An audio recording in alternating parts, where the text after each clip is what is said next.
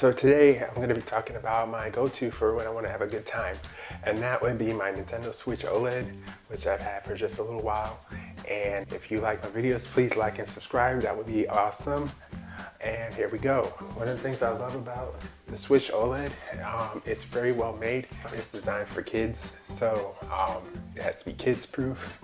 Another thing I love about the system is it doesn't use any glossy surfaces. One of the problems I've always had with the PlayStation Portable, they often had a glossy material, so anytime you would use it for a long period of time, it would get sweaty and nasty looking.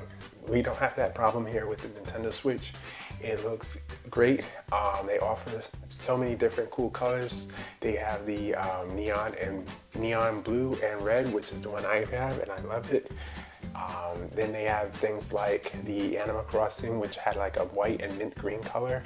They released the Splatoon 3 with the neon green and purple. So there's always these really nice, attractive, appealing colors coming out to keep your system fresh. If I was to critique any part of the system, maybe consider the next model having a better grip area for when you're holding it. And if you have experienced the Joy-Con issues where your Joy-Cons get stuck, I personally have not had this issue, but I can imagine if that happened to me, I would find it highly frustrating. Overall, I would give the system a 3.5 out of 4 in build and design. I think it's a very iconic, classic design at this point. The included dock and the design of the system is so synonymous with Nintendo at this point. It's very attractive, clean, looks great in any entertainment system area, and it's also attractive when you see somebody using it outside. So I give it a high score. I think it's a great design. The next area would be performance. So as we all know, the system is getting up in age. It came out in 2017 originally. I think it was spring of 2017. They definitely could update it with a new chip, but one of the main focuses for Nintendo has always been making sure that the system is very usable. It comes with the kickstand. The kickstand allows you to stand it up and use it in conjunction with the Joy-Cons to play the games. And it's easy to go ahead and attach the system to your television and enjoy it at 1080p. When you're using it on the handheld, it has a 720p screen. So all of it is designed to make sure that the system is always running well, to target 30 FPS at all games. 720p screens ensures that the battery life is going to be decent.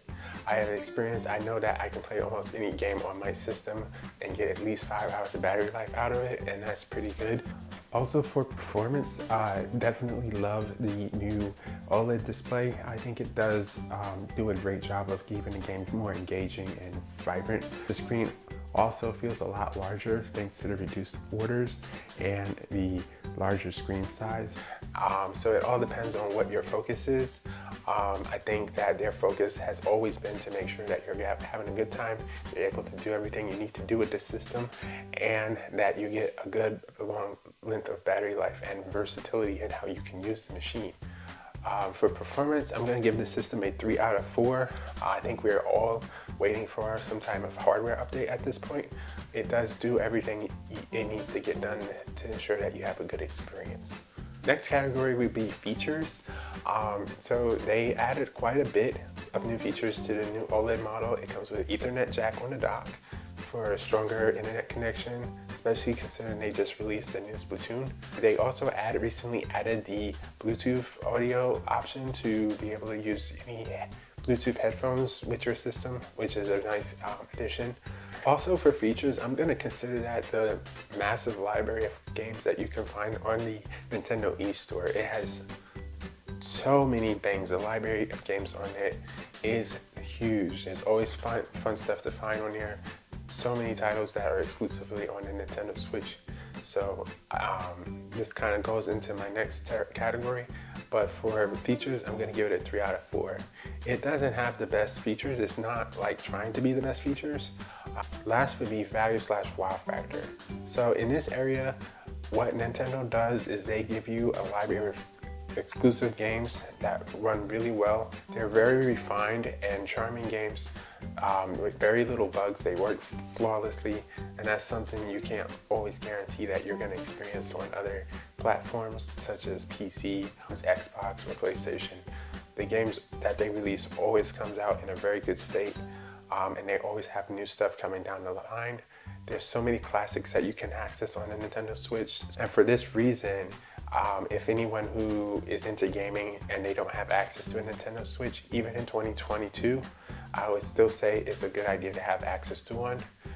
You have a backlog of games such as Breath of the Wild, you have Mario Kart, Super Smash, Splatoon games, the complete Xenoblade Chronicles series, which I'm really enjoying right now, Fire Emblem, so many different things. And those are just like the top tier games.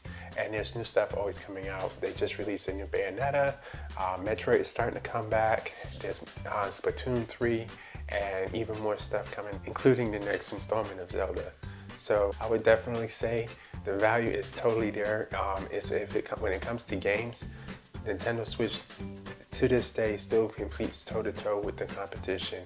In fact, I would say it probably has the nicest library of games in recent generations. This is what Nintendo has always been about. They've always been about the games. Another thing that I think is really good about how Nintendo does things is what they're doing is making it so that games are easy for developers to create and that they keep a constant stream of content for the users. So I think it's a really smart platform to own. I think it's going to still be relevant for the next 2 or 3 years, and I would still to this day highly recommend having one. So for value, I give it a 4 out of 4. The overall score comes up to B. I think we're all waiting for a new chip, but in the meantime, this current Switch is still a very relevant machine due to the sheer amount of content it gives you access to. Another area in performance, I would probably say that could use a little bit of work.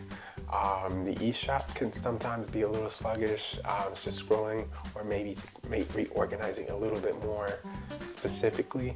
But other than that, I love the Switch. I think it's a great machine, and I still to this day highly recommend it in 2022.